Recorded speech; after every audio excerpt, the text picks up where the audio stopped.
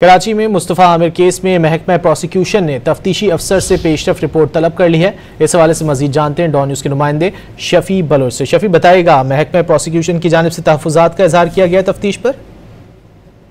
जी, महकमा प्रोसिक्यूशन ने जो है मुकदमे के तफ्तीशी अफसर से मुकदमे की तफ्तीश के हवाले से पेशरफ रिपोर्ट तलब कर ली है और इसमें दरियाफ्त किया गया है महकमा प्रोसिक्यूशन की जानिब से कि अरमगान के खिलाफ दर्ज 4 मुकदमात में अब तक क्या पेशरफ हुई है और कैसे मुल्ज़िमान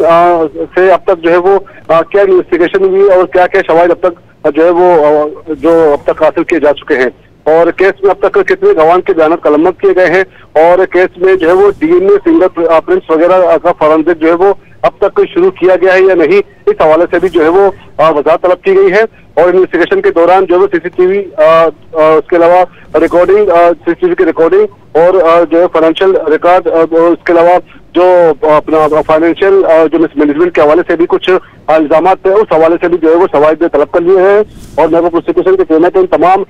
इसको एक रिपोर्ट की शक्ल में जो है वो पेश किया जाए ताकि कोर्ट में इस मुकदमे की पैरवी में जो है वो आसानी हो सके।